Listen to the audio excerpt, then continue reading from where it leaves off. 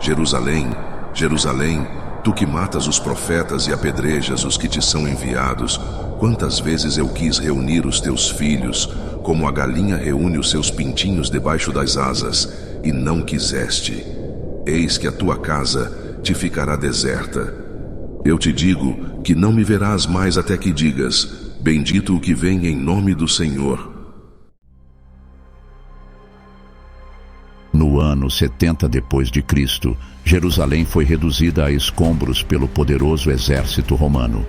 Mas o que muitos não sabem é que essa tragédia já havia sido anunciada décadas antes. Jesus profetizou a destruição do templo e a devastação da cidade, deixando seus seguidores em choque. Como essa profecia se cumpriu com tanta precisão? Quais foram os sinais e advertências dadas por Cristo? O que realmente aconteceu durante o cerco de Jerusalém? Prepare-se para uma jornada histórica e profética, revelando os bastidores desse evento que mudou o destino do povo judeu e impacta o mundo até hoje. Recordemos a entrada triunfal de Jesus na Cidade Santa, onde poucas horas depois sofrerá o martírio.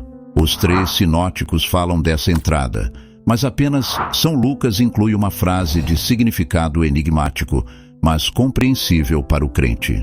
Vale a pena transcrever os versículos do 3º dos evangelistas.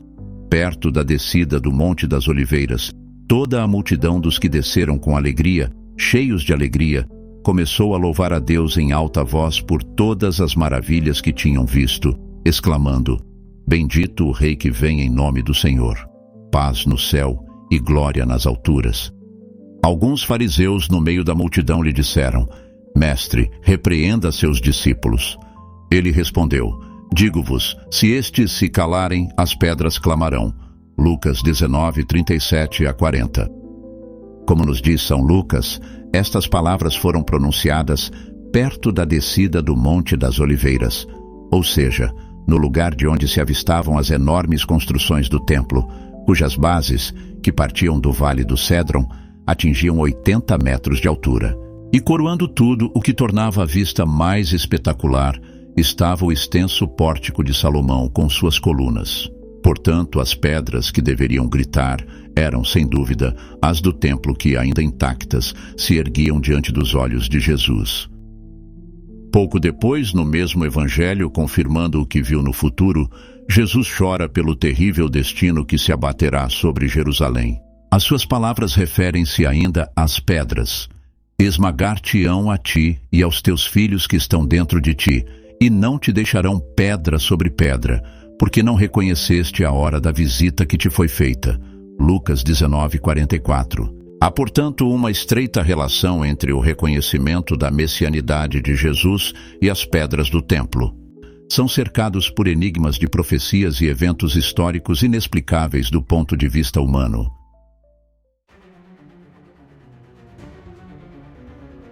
Flávio Joséfo vê na Guerra de 70 depois de Cristo um sentido de fatalidade e principalmente na destruição do santuário que ninguém queria e que todos, e em primeiro lugar os romanos, tentaram evitar e que apesar de tudo acabou acontecendo por impulso de um Deus. Na expressão do historiador judeu, assim parecia cumprir-se a profecia de Daniel. Acabará com o sacrifício e a oblação, e haverá uma abominação de desolação no templo. Daniel 9, 27.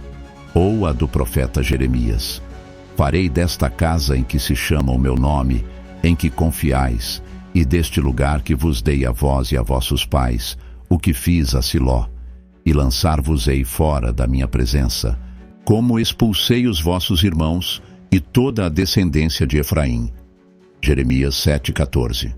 É por isso que Flávio Joséfo relata em seu livro o que ele gritou, entre gemidos e lágrimas, aos defensores dos muros de Jerusalém, naquele dia trágico em que os sacrifícios no altar tiveram que ser interrompidos pela primeira vez.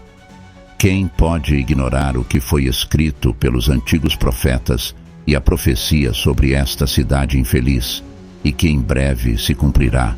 Muitas dessas profecias apareceram nas escrituras judaicas e nas antigas tradições bem conhecidas desse judeu ortodoxo, mas também estavam nos evangelhos que Joséfo provavelmente não conhecia ou que rejeitou. Mas a verdade é que os terríveis relatos de sua guerra dos judeus parecem a confirmação mais segura da veracidade das trágicas profecias de Jesus. É sabido que o chamado discurso escatológico de Jesus, ou seja, o discurso sobre as últimas coisas, começa com o anúncio de que não ficará pedra sobre pedra do templo. Também no mesmo discurso é dito que isso acontecerá no final, daqueles dias que serão de tão grande angústia como nunca houve desde o princípio da criação de Deus até agora, nem haverá. E se o Senhor não abreviasse aqueles dias, ninguém seria salvo. Marcos 13, 19 a 20. Mateus exprime-se em termos semelhantes, enquanto São Lucas diz: haverá grande tribulação na terra e ira contra este povo. Lucas 21, 23. À luz dessas profecias perturbadoras, devemos refletir sobre o que Flávio Joséfo nos diz em seu livro sobre esses eventos. A guerra dos judeus contra os romanos foi a mais importante não apenas de nosso tempo, mas provavelmente de todas as cidades e nações de que temos conhecimento. Mesmo que alguém considere que o mais importante é um exagero, pelo menos concordará que foi o mais amargo e o mais sangrento por causa da obstinação fanática dos rebeldes e da consequente reação implacável dos romanos. O que é indiscutível, e parece confirmar o anúncio da grande angústia nunca antes feita por Jesus, são estas palavras do antigo historiador: creio que as desgraças de todos os povos desde o início dos tempos se reduzem a nada quando comparadas com as dos judeus. Não esqueçamos também, sempre seguindo Flávio Joséfo, que durante a guerra, os romanos fizeram apenas 97.000 prisioneiros. Por isso foi uma batalha de extermínio em que os sobreviventes muitas vezes preferiram cometer suicídio em massa a se render. Mas o destino daqueles que estavam carregados de correntes também era terrível. Para os romanos, que exterminavam prisioneiros de várias maneiras, tudo parecia uma punição muito branda. Joséfo também nos informa que nos espetáculos organizados para celebrar o aniversário do imperador em Cesareia Marítima, residência do governador da Judéia, havia mais de 2.500 judeus que morreram nas batalhas contra as feras, lutando uns contra os outros ou queimados pelas chamas. Se houve 97.000 prisioneiros em todos os anos da campanha, apenas no cerco de Jerusalém, o historiador aponta para a impressionante cifra de 1.100.000 mortos. E como Joséfo sabia muito bem que esse número poderia despertar descrença, ele aponta para cálculos confiáveis, feitos pelos sacerdotes, para especificar o número de pessoas que estavam na cidade todos os anos por ocasião da festa da Páscoa. Joséfo diz neste respeito: a maioria deles, dos 1.100.000 mortos, eram judeus, mas não de Jerusalém, pois tinham vindo de todas as partes para a festa dos pães ázimos, a Páscoa de 66 d.C., quando de repente irrompeu a guerra em que foram apanhados. Ele continua: toda a nação parecia prisioneira do destino, e a guerra prendeu a cidade cheia de habitantes. Desta forma, o número de vítimas foi maior do que o de qualquer um dos extermínios realizados por mãos humanas ou divinas. Mais uma vez, podemos ver que nas palavras deste testemunho não cristão aparece um sentido de desgraça, prisioneiro do destino, de terrível singularidade, daquela predominância do sangrento que ressoa nas palavras proféticas de Jesus. Mas os detalhes dessa angústia nunca vista antes podem ser vistos em todas as páginas de A Guerra dos Judeus, que devem ser lidas na íntegra. Do lado de fora das muralhas e da cerca erguida pelos sitiantes, a lenha acabou por escassear devido à construção de cruzes, e assim os que tentaram fugir acabaram por ficar pendurados, das mais variadas formas e formas, de acordo com a cruel arbitrariedade dos soldados. Se aqueles que tentaram escapar tiveram esse destino, os desertores que se renderam na esperança de se salvar tiveram um fim não menos horrível, pois suas barrigas foram abertas para procurar em suas entranhas moedas valiosas que pudessem ter engolido. Dentro das muralhas não havia unidade diante do infortúnio, mas ódio entre os diferentes grupos de defensores. E a isso se soma a peste e a tremenda escassez de alimentos que levará a população a morrer de fome, a ponto de ter pago uma fortuna por um pedaço de couro de sapato para mastigar ou por um punhado de feno podre. Um evento assustador também ocorreu quando os zelotes chegaram ao cheiro de assado vindo de uma casa para descobrir uma mulher, Maria de Eleazar, uma pessoa respeitável por seu nascimento e riquezas, que matou seu filho amamentando com as próprias mãos para comê-lo depois de colocá-lo no espeto. Um caso trágico que traz à mente a lamentação de Jesus. Ai das que estiverem grávidas e nutridas naqueles dias. Lucas 21, 23. Depois de saber do fato, os sitiados mal podiam esperar para morrer, considerando afortunados todos aqueles que não viram tais atrocidades. Quando a notícia do ato de canibalismo chegou ao acampamento dos sitiantes, a maioria foi tomada por um ódio ainda maior pelos judeus. E Tito reivindicou por sua inocência essa infâmia diante de Deus, atribuindo toda a responsabilidade exclusivamente aos judeus. Ele cuidaria de enterrar a ação ímpia da mãe que devorou seu filho sob as ruínas, não permitindo que o sol brilhasse na face da terra para uma cidade em que as mulheres se alimentavam dessa maneira. Por outro lado, ao redor da cidade moribunda, em outro elemento do drama, havia uma lagoa assustadora formada por cadáveres em decomposição, enquanto os judeus de uma única torre jogavam 120 mil corpos. É à luz deste cenário que se deve ver o choro de Jesus sobre Jerusalém, profecia cumprida a despeito de si mesmo. Jerusalém, e judeus e romanos concordam com isso, tinha o pior dos destinos reservados para uma cidade, um destino do qual não poderia escapar. Voltando novamente a Joséfo, tendo entrado na cidade, Tito ficou maravilhado com suas fortificações e especialmente com suas torres. Notando sua altura, suas bases maciças, as dimensões de cada bloco de pedra e a precisão de sua montagem, ele disse: lutamos verdadeiramente com a ajuda de Deus, e foi Deus quem tirou os judeus desta fortaleza, pois contra todo esse trabalho, qual teria sido a utilidade da mão do homem e das máquinas? Flávio Josefo também estava convencido da intervenção de Javé, que, traído por seu povo, passara para o lado dos romanos, e que uma mão misteriosa e implacável havia decidido que o antigo Israel deveria perecer e que os sobreviventes deveriam começar uma nova etapa do judaísmo, reduzida a um testemunho de dor. Em Joséfo podemos ver um sentido de ruptura entre um antes e um depois, idêntico ao que um cristão pode ver na passagem do Antigo para o Novo Testamento, da primeira para a segunda aliança, daquela raiz que foi a aliança com Abraão para a nova árvore do cristianismo. Essa ruptura e cancelamento do passado é simbolizada em outro dos episódios narrados por Joséfo. Os sacerdotes que sobreviveram depois de terem se rendido, todos juntos imploraram ao vencedor que poupasse suas vidas. No entanto, nesta ocasião, Tito, que é descrito por Joséfo como um homem misericordioso e disposto como um bom romano, foi inflexível. O imperador respondeu-lhes que para eles o tempo do perdão havia passado, pois a única coisa, o templo, que justificaria salvá-los, havia sido reduzida a cinzas.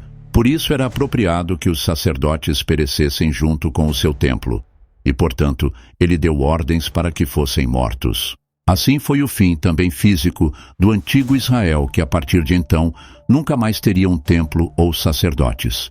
E ele também ficou sem homens de linhagem real, porque, de acordo com Eusébio de Cesareia, após a queda de Jerusalém, o imperador Vespasiano deu ordens para procurar e matar todos os descendentes da família de Davi, para que ninguém de linhagem real sobrevivesse entre os judeus. Poderia um cristão deixar de pensar em algo que, com todo o seu destino trágico, parece confirmar as verdades de sua fé? Não se pode deixar de meditar também sobre estas misteriosas palavras de Joséfo. O que levou principalmente os judeus à guerra foi uma profecia incerta, inserida nas Sagradas Escrituras, pela qual alguém, originário do seu país, acabaria por se tornar governante do mundo. Eles entenderam como se referisse a um de seus compatriotas, e muitos estudiosos se enganaram ao interpretá-lo, porque na realidade a profecia se referia ao domínio de Diocleciano, que foi proclamado imperador na Judéia. Essa interpretação é evidentemente proposta por Joséfo, que precisamente com uma interpretação semelhante obteve primeiro o favor de Vespasiano e depois o de seu filho Tito, e acabou se tornando um membro proeminente de sua corte e um favorito da dinastia. Esta é, obviamente, uma interpretação feita pelos historiadores romanos, mas é realmente surpreendente que eles também se refiram à expectativa despertada no Império e à atenção inexplicável a tudo o que estava acontecendo naquela pequena, despreocupada e remota província. Tácito dizia-se que uma grande potência surgiria no Oriente e que os homens da Judéia conquistariam o mundo. E esta é uma referência de Suetônio.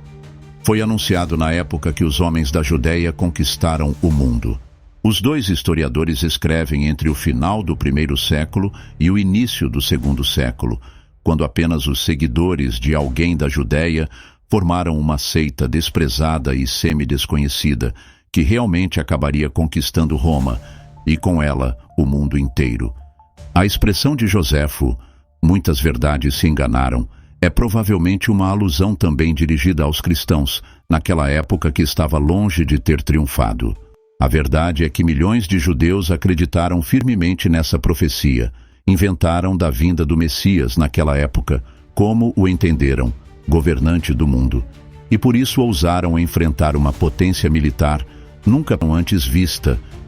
Assim, aquela guerra terrível é realmente um testemunho adicional à fé daqueles que viram em Jesus de Nazaré o Messias vir para cumprir essa expectativa e que apareceu no momento anunciado pelos profetas judeus e que também foi sentido pelos pagãos que nada sabiam sobre ele.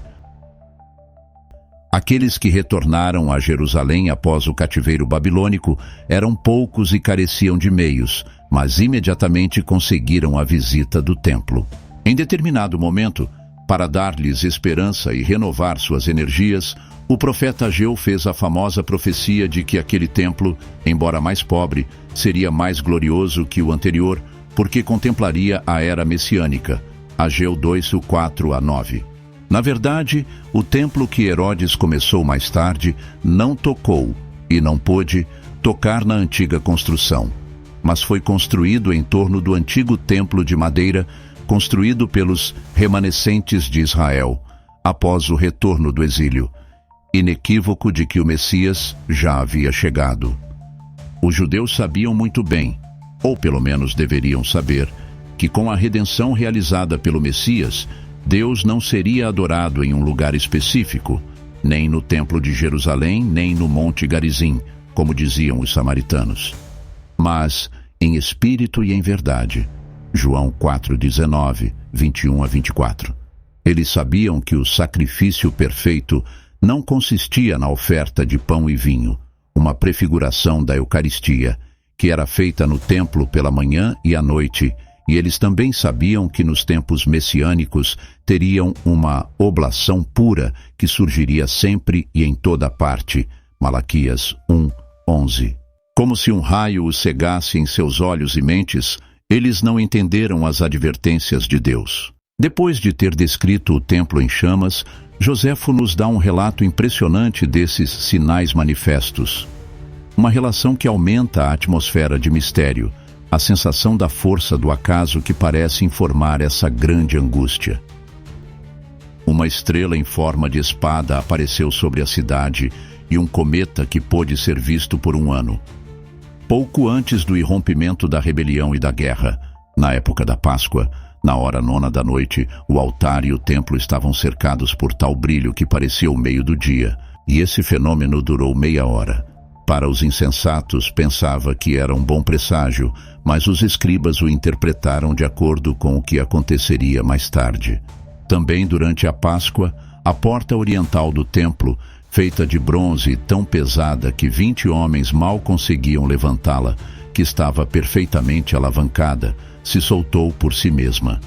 Mais uma vez isso pareceu aos insensatos um sinal favorável.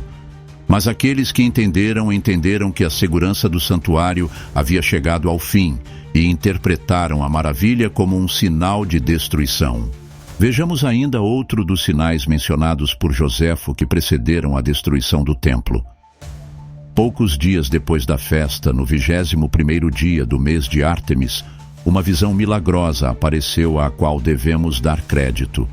De fato, o que estou prestes a relatar poderia parecer uma invenção, se não fosse apoiado por testemunhas oculares, e também é confirmado pelos infortúnios que ocorreram depois. Antes do sol se pôr, carros de guerra e um destacamento de homens armados apareceram de repente das nuvens e cercaram a cidade e foram vistos no céu em toda a região.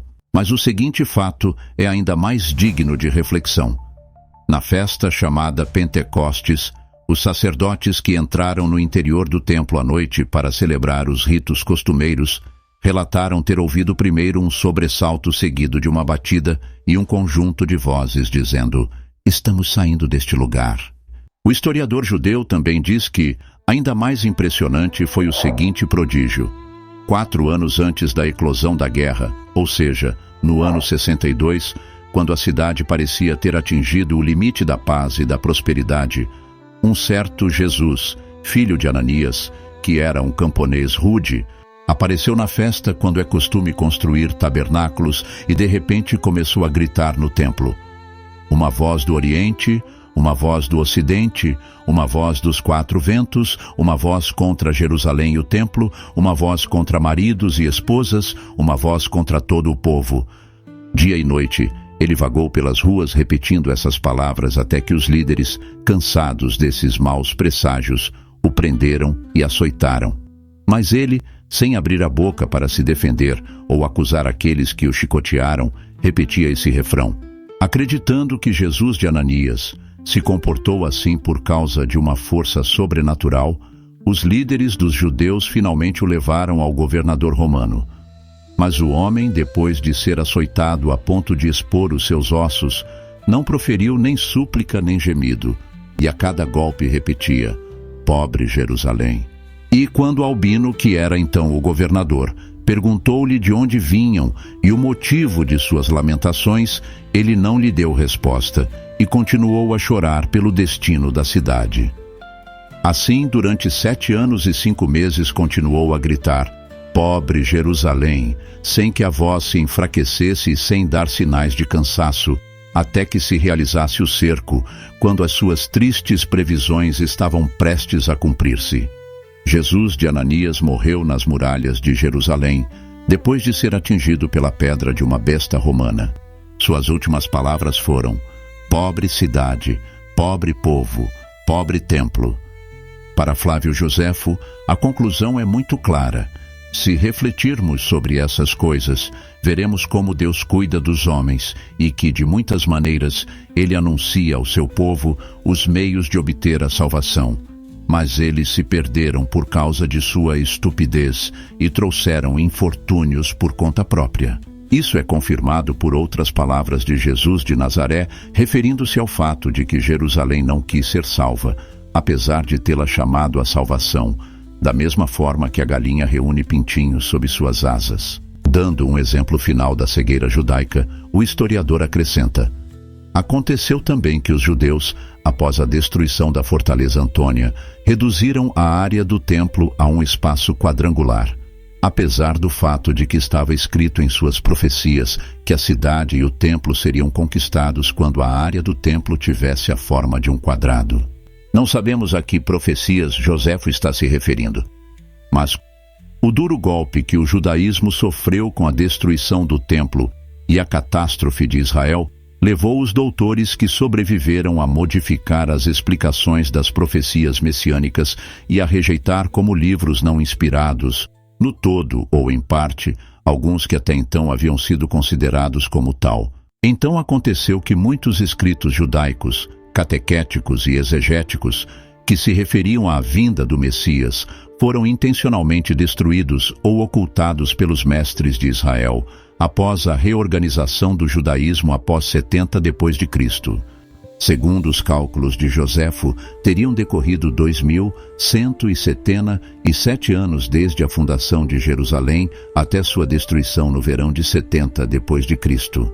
Foi uma destruição tão grande que, ao ver aquele lugar, ninguém teria pensado que uma grande cidade se ergueria ali pouco antes. E o judeu que nasceu dentro de seus muros acrescenta com pesar: nem sua antiguidade, nem sua magnificência, nem seu povo espalhado pelo mundo, nem a fama de sua grande religiosidade poderiam salvá-lo da destruição. A sensação de um ato inexoravelmente realizado, de uma destruição total desejada por uma força mais poderosa que os homens, prevalecerá sobre qualquer tentativa de reconstruir algo que não pôde ser reconstruído. Além da tentativa que falhou na revolta de 132, a outra realizada com a ajuda e conselho do imperador Juliano, o apóstata. Com a reconstrução do templo, este imperador, em vez de favorecer o judaísmo, quis negar aos cristãos que acreditavam que essa destruição era o sinal do fim da antiga aliança e do início da nova. O episódio da reconstrução fracassada é narrado por muitos historiadores, muitas vezes contemporâneos dos eventos e principalmente não católicos. É o caso do ariano Filolostórgios, e não é nada suspeito se levarmos em conta que ele se refere a um evento que tem como protagonista um de seus adversários teológicos como São Cirilo, bispo de Jerusalém. Mas há historiadores ainda menos desconfiados, como Amiano Marcelino, amigo pessoal do imperador Juliano, simpatizante como ele do paganismo por razões culturais, mas essencialmente ateu em suas convicções pessoais. Os eventos misteriosos ocorreram no ano 362. Graças a uma grande soma de dinheiro contribuída pelo imperador, impulsionada pelo desejo, segundo os historiadores, de negar as profecias de Cristo, os materiais foram acumulados na esplanada, os planos arquitetônicos foram elaborados e milhares de trabalhadores foram trazidos, incluindo muitos voluntários judeus. Mas o bispo Cirilo, em uma espécie de desafio público, anunciou à comunidade cristã que, mais uma vez, após a liberdade concedida por Constantino, estava sofrendo perseguição, que era absolutamente impossível para os judeus realizarem seu propósito. De facto, e segundo o relato unânime de muitos historiadores, na sua maioria contemporâneos e imparciais, no dia seguinte, fortes movimentos sísmicos abalaram a esplanada e soterraram muitos trabalhadores. Mas o fato mais impressionante é relatado pelo próprio Amiano Marcelino, que foi pessoalmente enviado a Jerusalém pelo imperador para informá-lo sobre o andamento da obra. Este é o seu testemunho. Gigantescas esferas de chamas caíram em ondas sobre os alicerces e tornaram aquele lugar inacessível. E como os elementos estavam constantemente empurrando os trabalhadores para trás, o trabalho teve que ser interrompido. Em uma carta endereçada a seu amigo Juliano, Amian perguntou-lhe o que deveria fazer. Qual foi a reação do imperador? Um historiador de nossos dias diz: depois do fracasso retumbante de seu empreendimento, Juliano observou laconicamente que o Deus dos judeus não se agrada deles, e ele foi fortalecido em suas convicções a favor do politeísmo pagão. Em um de seus escritos de 363, ele insistiu em seus argumentos. Os profetas dos judeus muitas vezes atacaram o que chamavam de idolatria. Mas o que diriam agora de seu templo, destruído 3 vezes e ainda não reconstruído? Irritado com a vitória dos galileus e não com o fracasso dos judeus, que só eram importantes para ele como um instrumento anticristão, Juliano decretou sua última disposição contra os seguidores de Jesus e partiu para a Frígia, onde encontrou a morte. Na esplanada de Jerusalém, novamente coberta com os restos das estátuas dos imperadores pagãos, foram construídas igrejas, até que alguns séculos depois, os invasores árabes construíram suas mesquitas. Eles ainda estão lá, e os muçulmanos repetiram muitas vezes que estariam dispostos a desencadear uma guerra para defendê-los. Abaixo da esplanada, em frente ao Muro das Lamentações, os judeus ainda estão chorando e perguntando a Deus por quê. Com a humildade unida à convicção e à esperança, às quais o judeu Paulo nos convida, da aceitação de Jesus como Messias pelos nossos irmãos mais velhos na fé, O crente nos evangelhos pode encontrar naquele lugar a resposta ao mistério. Se você gostou desse vídeo, não se esqueça de deixar seu like e se inscrever no canal para mais conteúdos como este. E tem mais um vídeo especial para você assistindo agora mesmo. Clique aqui na tela e continue essa jornada de conhecimento. Até o próximo vídeo!